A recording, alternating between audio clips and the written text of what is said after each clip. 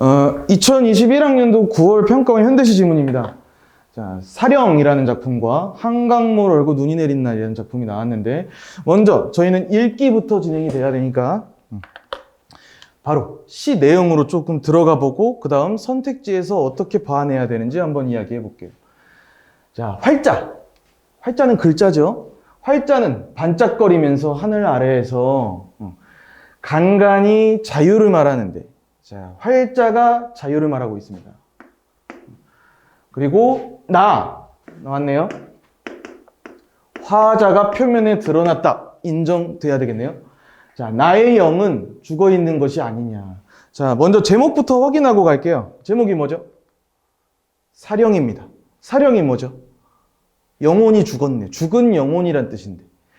역시 이야기하고 있겠네요. 뭐 항상 그렇진 않지만 저희 현대시를 보실 때 고전시가도 마찬가지지만 제목의 의미, 제목으로 시 전체의 모든 걸 판단할 수는 없습니다. 당연히. 근데 제목에서 시에서 말하고자 하는 분위기와 혹은 특정 시어라든지 아니면 이런 이야기들을 할 거다라는 힌트 정도, 단서 정도는 던질 수 있다는 거 알아두셨으면 좋겠습니다. 자, 나의 영은 죽어 있는 것이 아니냐. 자, 상황이 나왔네요. 활자는 자유를 말하고 있습니다.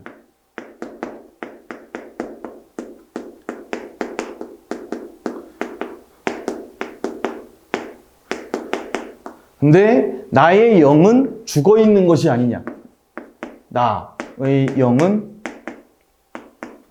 죽어 있네요. 말 그대로 사령이네요. 자, 그럼 여기서 우리는 어느 정도 파악은 할 수 있습니다.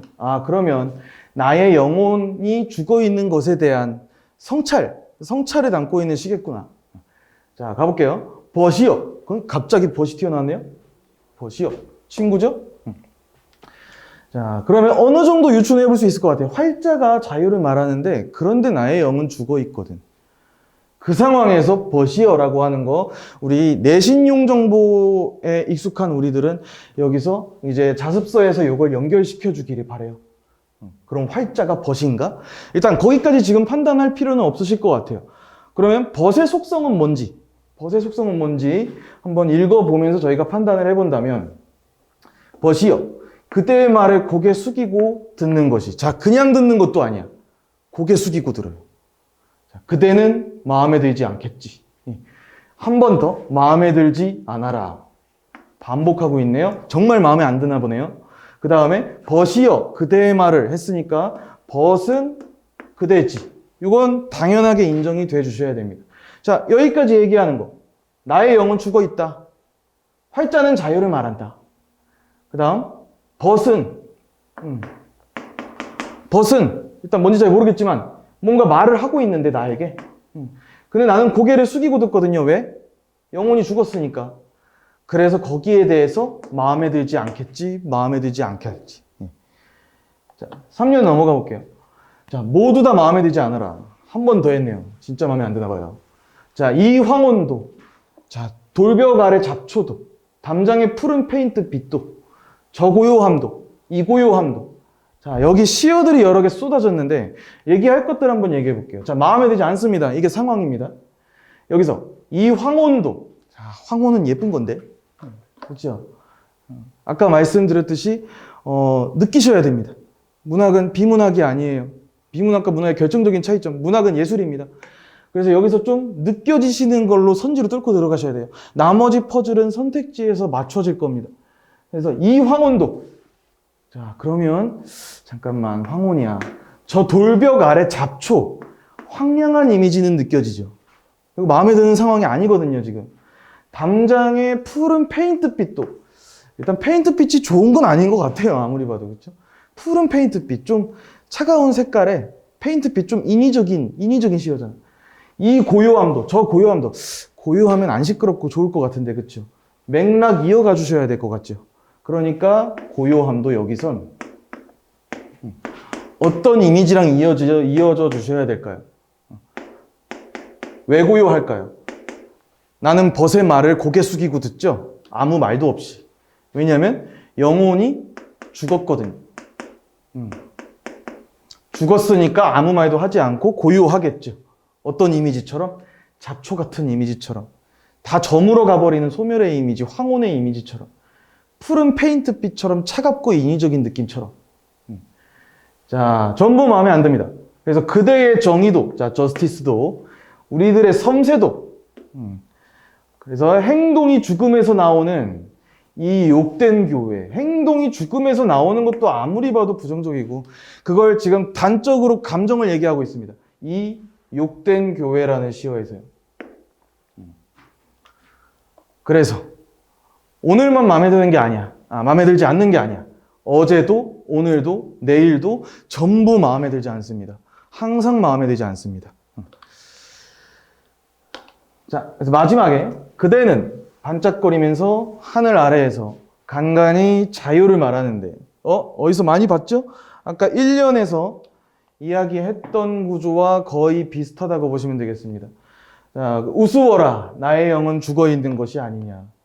1년 초반부에 얘기했던 부분을 의도적으로 중간 부분 말고 끝부분에 다시 재배치하는 방식. 뭐라고 배웠죠? 저희는 알고 있습니다. 수미 상관이라고 알고 있습니다. 그리고 당연히 수미 상관이 이루어지면, 자, 처음과 머리와 꼬리가 상관된다는 얘기인데, 수미 상관이 이루어지면 당연히 내용상의 효과가 있고 형식상의 효과가 있겠죠. 내용상의 효과는 당연히 아무튼 뭐든 간에 반복이 되는 효과가 있으니까 내용을 강조하는 효과가 있고, 형식상에서는 일단 첫 번째, 반복했으니까 운율을 형성하는 효과 당연히 따라오고, 그 다음에 어쩜 그렇게 가장 첫 부분과 끝 부분에 딱 배치됐으니까 뭔가 구조적인 안정감을 준다고 수미상관의 효과에서 항상 얘기합니다. 자, 그리고 우스워라, 나의 영은 죽어 있는 것이 아니냐에서 내용 한번 보고 갈게요. 우스워라, 이걸 무슨 태도라고 합니다. 비웃는 건데, 비웃는 태도는 냉소죠. 냉소적 태도인 건데, 자신에게 대해서 냉소적 태도, 자신을 비우는 태도, 뭐라고 하냐면 자조적 태도라고 합니다. 앞으로 선택지에서 자조적 인식이다, 자조적인 태도다 라는 얘기 나오면 스스로를 비우는 태도인지 확인해 주시면 될 것 같아요. 자, 마지막에 결론, 나의 영은 역시 죽어 있는 것이 아니냐 하면서, 자, 작품이 끝났습니다. 그리고 2020년 수능 특강, 수능 완성, EBS 연계교재에 연계되었던 작품이고요. 바로 나시로 넘어가 볼게요. 나시는 비연계 작품이었습니다. 자, 제목부터 확인하고 가겠습니다. 한강물 얼고 눈이 내린 날. 확인할 수 있는 게 많진 않네요. 눈이 오고 한강물이 얼었겠죠. 겨울이었나 보다. 자, 바로 들어가 볼게요. 자, 한강물 얼고 눈이 내린 날. 시간적 배경이고요. 당연히 계절적 배경도 함께 얘기할 수 있겠습니다. 겨울이죠? 자, 강물에 붙들린 배들을 구경하러 나갔다. 상황입니다.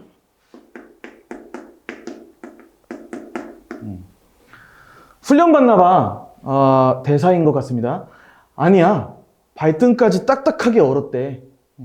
자, 우리는 강물 위에 서서 일렬로 늘어선 배들을 비웃느라 시시덕거렸다. 자기 자신을 비웃고 있네요? 는 아니네요. 그러면 여기서 그냥 비웃는 태도는 무슨 태도라고 합니까? 냉소적 태도라고 합니다.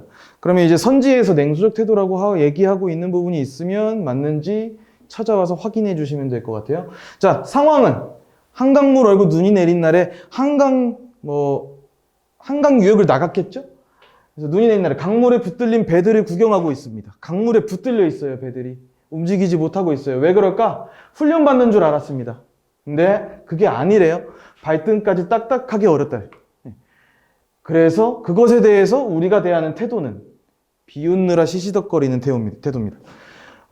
한강물이 얼어서 움직이지 못하는 배들에 대해서 비웃는 태도. 자, 바로 다음으로 넘어가 보면, 한강물 흐르지 못해 눈이 덮은 날. 강물 위로 빙그르르. 자, 뭐가 돌고 있을까? 웃음을 참지 못해 나뒹굴며 우리는. 그러면 우리가 나뒹굴고 있었네요.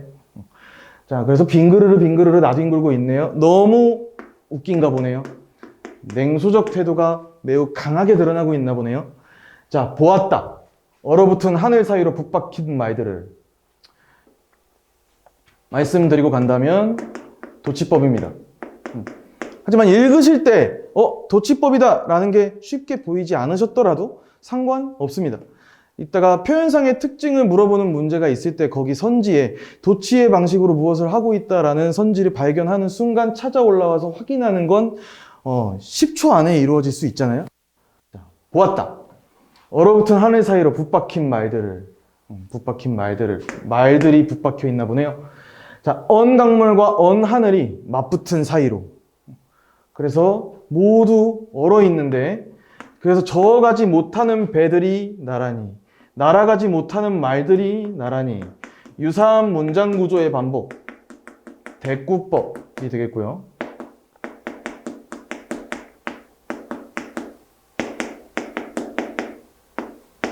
유사한 통사 구조 반복이라고도 얘기합니다. 자, 그리고 저어가지 못하는 배들입니다. 그 다음에 날아가지 못하는 말들이에요. 자, 그러면 얘네는 자유가 있는 존재 아니면은 자유가 억압된 존재? 억압되어 있는 대상들이다. 이렇게 얘기를 해줄 수 있고, 그래서 여전히 숨죽이고 있는 것을, 자유가 없는 저것들을 우리는 뭐하며? 비웃으며, 우리는 역시 계속 굴러다니네요. 빙그르르. 올겨울, 몹시 춥고, 얼음이 꽝꽝꽝 얼고. 자, 저희가 지금 어떻게 봤어요? 시를? 학교에서 배우는 어떤, 혹은 자습서에 써 있는, 혹은 교과서에서 다루고 있는 그 말들, 여기 시를 전부 주입하고 분석하는 방식으로 본 게 아니에요. 저희는 무엇을 봤냐면 상황을 봤고요. 무엇에 대해 얘기하는지 봤고요. 거기에 대한 감정이 어떻게 드러나고 있는지 지금 저희가 본 게 한 60% 정도 본 겁니다. 자, 그러면 이제 선택지로 들어가서 저희가 이미 느낀 것, 알고 있는 것들을 통해 털 수 있는 것들이 있나 보시고, 그 다음에 만약에 읽으면서 몰랐던 거라도 선택지가 해석을 해주고 있으니까 그것에 대해서 옳다 그르다를 판정할 수 있는지 거기까지 한번 확인해 보겠습니다. 자, 첫 번째 문제, 가에 대한 이해로 적절한 것은? 정답률이 86%였고요. 요 지문에 대한 세 문제의 정답률은 그리 낮은 편이 아니었습니다. 학생들이 어려움을 많이 느끼지는 않았다는 이야기겠죠. 자, 그래도 저희 첫 번째 문제는 항상 개념어에 관련된 거니까 개념어에 관련해서 하나씩 좀 선택지 풀어볼게요. 자, 시간적 표현을 열거하여 인식 변화를 드러낸다. 대상에 대한 호칭을 전환하여 경외감을 표현한다. 자, 표현상의 특징 문제가 언제나 그렇듯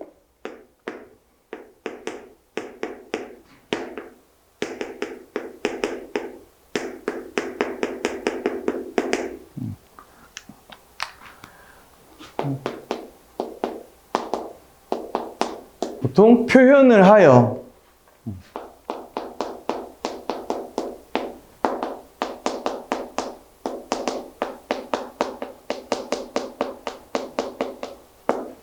드러내고 있다를 판단하는 거니까 저희가 여기서 선택지 하나당 판정해야 되는 정보는 몇 개라고 보셔야 될까요? 2개씩이라고 보셔야 되는 거고, 그 다음에 한번 좀 잘라주고 갈게요. 그래서 여기서 요게 맞는지, 그리고 요것도 맞는지 하나 더 보셔야 됩니다. 요렇게 하여 요렇게 한 게 인과관계 혹은 수단과 효과의 관계가 맞는지까지 확인해 주시는 거예요. 자, 1번 시간적 표현을 열거하여. 자, 시간적 표현 열거한 부분이 있었을까요? 없었겠지 이러지 마시고.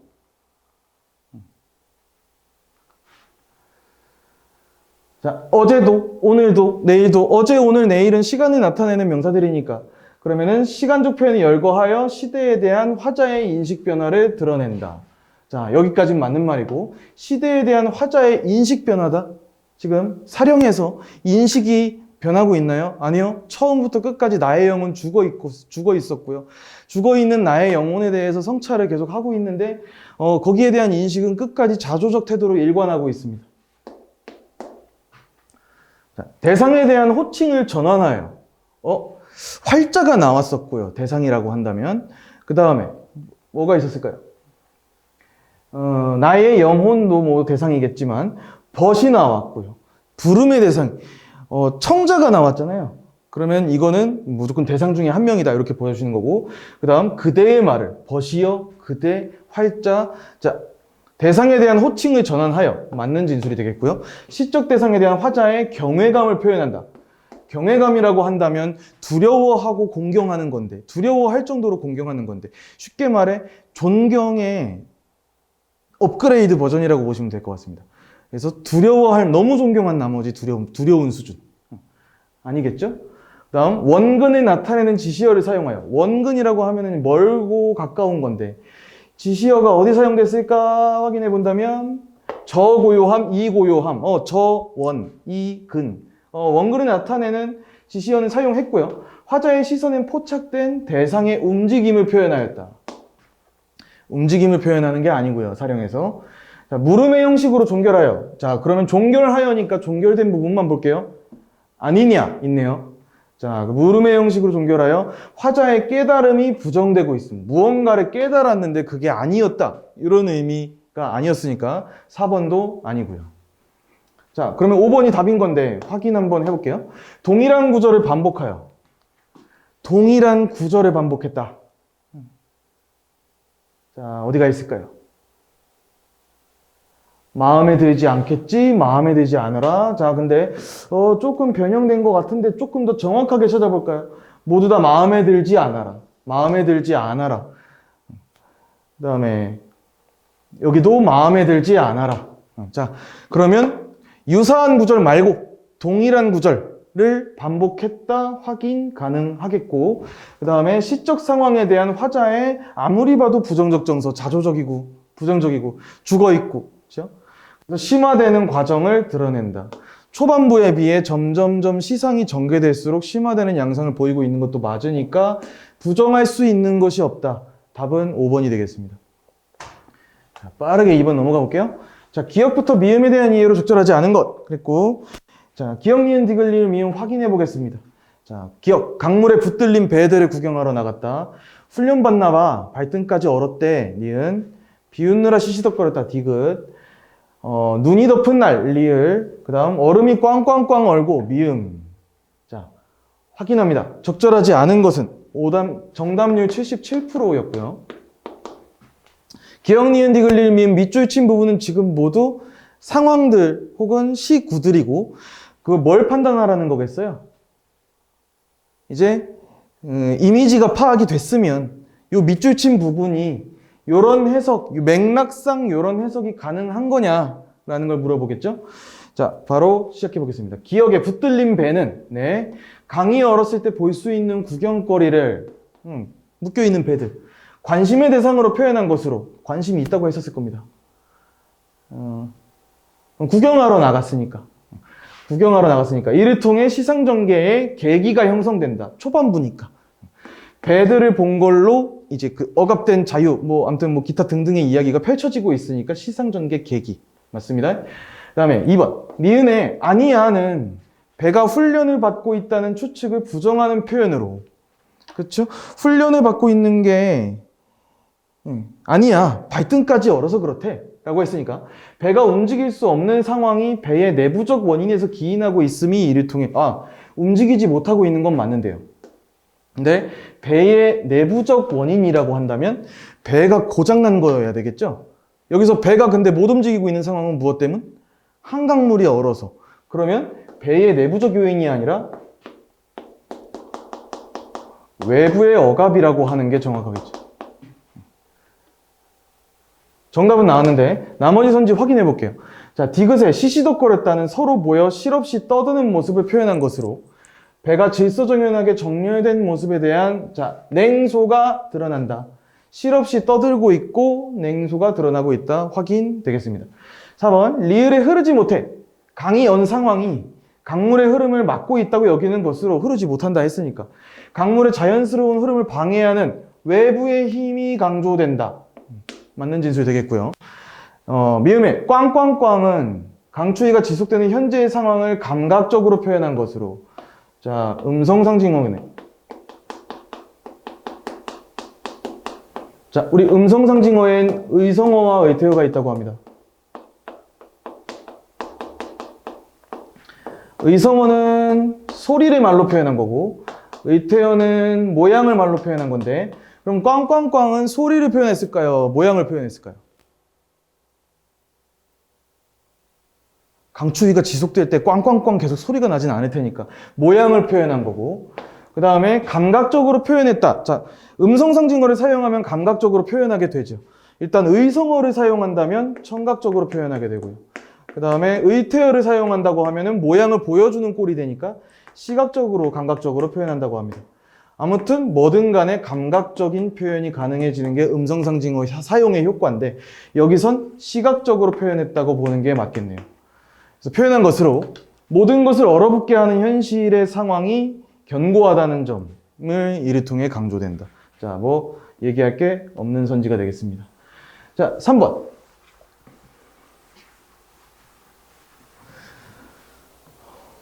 우리 문학지문에서 보기가 나오는 유형, 보기의 의도는 뭐 너무 여러 가지입니다. 근데 비문학과 달리 문학지문에서는 어느 특정 보기들은 먼저 읽고 지문으로 들어갔을 때 지문을 처음 보는 지문을 읽어가는 과정에서 도움이 되는 정보들이 있는 경우들이 있어요. 얘 같은 경우가, 이 보기 같은 경우가 좀 지문을 읽으실 때 선행되는 도움이 되는 정보다, 이렇게 보시면 될 것 같아요. 한번 같이 읽어볼게요. 자유로운 의사소통이 제한되는 사회에서 개인은 자신의 의사를 온전히 표현할 수 없어서 자유가 억압되고 사회 동안 경직된다. 아, 역시 의사 표현을 못하고 있다. 그건 즉 자유가 억압되고 있다. 그거는 사회가 경직되는 거다. 사령, 그리고 방금 저희가 읽었던 한강물 얼고의 상황 맥락이 사회적으로 이어지겠네요. 자, 가는 활발한 의사소통의 수단이어야 되는 언어가 활자의 상태로만 존재한다고 표현함으로써 언어가 제 기능을 제대로 하지 못하는 상황에 주목한다. 이게 저희 사령이 문학교과서에 들어갔을 때 그 교과서들에서 이야기하고 있는 그 학습활동이나 아니면 거기에서 얘기하고 있는 활자에 대한 해석과 조금 다른 부분입니다. 그래도 저희는 지금 이 보기에 해당하는 문제를 풀고 있으니까 이 정보를 받아들이셔야 돼요. 자, 무슨 말이냐? 언어가 생명력이 없는 거지. 글자, 그냥 폰트 자체로만 존재하는 거야. 이거는 뭐야? 위축된 의사소통에 적극적으로 참여하지 못하는 걸 얘기하고 있는 거야. 폰트만 있다니. 경직된 사회에 대응하지 못하는 자신을 성찰하는 건 알고 있었습니다, 우리가. 그렇죠? 자, 나는 자유롭게 쓰여야 되는 언어가 묶여 있죠. 배들이 묶여 있듯이. 그래서 개인의 언어 사용이 제한된 상황을 비판한다. 이것도 역시 언어 사용 제한, 자유 억압 상황 비판. 이러한 상황에서 말을 대체할 수 있는 웃음이나 몸짓과 다른 또 다른 의사소통의 방법을 보여준다. 어쩐지 굴러다니더라고요. 그렇죠? 자, 보시면 1번에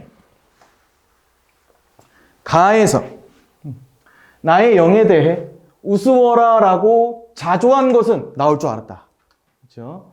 앞으로 자조라는 단어가 나왔을 때 제가 다시 얘기해 드릴 일 없게, 지금 모르셨던 분들은 지금 바로 흡수하신 겁니다. 자조한 것은 의사소통의 여지가 축소된 상황에서 자신의 참여만으로는 의사소통의 장을 활성화할 수 없다는 성찰을 드러낸다고 볼 수 있군. 아, 나만 참여하는 게 문제야 지금? 적절하지 않은 거 1번이 되겠네요. 왜 우습다 했어? 우스워라. 나의 영혼은 죽어 있는 것 같아서. 벗이 나한테 뭐라 하는데 고개 숙이고 들어야지. 미안해, 난 할 말이 없어. 내 영혼은 죽었거든. 이 상황이 너도 좀 참여해주면 안 되겠니? 나 혼자 너무 힘들다는 아니잖아요. 자신이 참여하지 못하는 것에 대해서 오히려 해석을 한다면 참여하지 못하는 것에 대해서 자조하고 있다라고 보는 게 더 정확하겠습니다. 나머지는 맞는지 확인만 하고 갈게요. 이번에 나에서 우리가 언 강물 위에서 비웃는 모습이나 빙그르르 뒹구는 장면은 있었고요. 언어 사용이 제한된 상황에서 보기에서 얘기했던 또 다른 의사소통의 방법, 제스처가 됐든 굴러다니든 깔깔대고 웃든 지금 못하니까 그런다고 보기에서 얘기하고 있습니다. 3번에 가의 하늘 아래는 고요함이 있는 곳이었죠. 안 좋은 고요함. 점에서 나의 맞붙은 사이는 배와 말이 숨죽이고 있다는 표현 찾아 올라가 보시면 있습니다.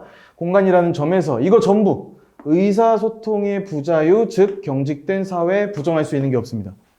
4번 가에서 자유를 말하는 것이 네, 있었고요. 활자로 한정된 것은 그렇다 했고요. 의사소통의 장이 위축된 상황을 나타내고 폰트로만 존재하니까요. 나에서 말이 날아가지 못한다는 것은 그렇다 했고요. 자유로워야 하는 언어 사용이 제한되어 있는 상황을 나타낸다고 볼 수 있고, 네, 자유가 제한되어 있네요. 부정할 수 있는 게 없네요.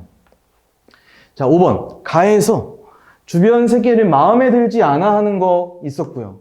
의사소통이 활발하지 못한 상황에 대한 생각을 드러낸 것이고 얘기할 수 있겠고요. 의사소통이 활발하지 않으니까 마음에 들지 않고 자조적인지. 나에서 강물이 얼어 배를 저어가지 못하는 상황은 의사소통을 방해하는 환경을 표현한 거다. 그러니까 배가 못 간다. 의사소통 방해받는다. 자유 억압이다. 경직된 사회다. 다 맥락 연결 가능하겠습니다. 부정할 수 있는 게 없네요.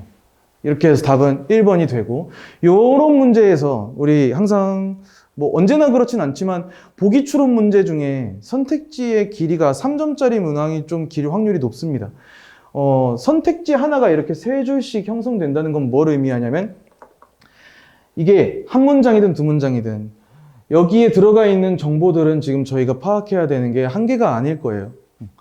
그리고 여러 가지를 확인할 것도 있고, 이렇게 얘기했는지, 그 다음에 그건 이렇게 얘기했다는 점에서 이렇게 판단할 수 있는 것까지 할 수 있으셔야 되니까 판단할 게 많기 때문에 이렇게 좀 끊어주면서 읽으시는 게 도움이 됩니다. 왜냐면 저희는 읽다가 앞에서 어떤 이야기를 하고 있었는지, 내가 뭘 판단해야 되는지 지금 당장 보고 있는 것에 현혹되어 놓쳐버리는 경우들이 생겨요. 그러면 확인은 했는데 앞진술과 뒤진술의 인과관계가 그렇다는 것까지 사고 과정이 흘러가지 못할 수도 있으니까 차근차근 차분히 읽어주시는 연습을 하시면 좋을 것 같습니다. 자, 오늘은 2021학년도 9월 평가원 모의고사에 나왔던 현대시 지문으로 조금 시 지문을 어떻게 볼 것인가에 대해서도 자세하게 얘기를 했고요. 그 다음에 어떤 유형들이 나오는데 이 선지들을 우리가 어떻게 봐야 되겠다라는 이야기를 했는데, 다음 시간에도 현대시를 할 거고 그 다음 영상에도 제가 현대시를 올릴 거예요. 물론 다 평가원 기출로 올릴 건데, 그러면 물론 작품들은 다 달라지겠지만 뭐 다른 작품들이 나올 테니까요. 근데 제가 하는 이야기나 어떤 방법론적인 이야기나 아니면은 유형에 대한 공통점이나 이런 것들은 계속 겹치는 것들이 있을 겁니다. 그 겹치는 것들은 공통점이라고 흡수를 하시고, 그 다음에 이렇게 나왔을 땐 얘는 이렇게 봐야 되지 않겠냐라는 특수성에 대한 이야기도 함께 하면서 앞으로 수업을 진행하도록 하겠습니다. 자, 수고하셨습니다. 영상 여기까지입니다. 감사합니다.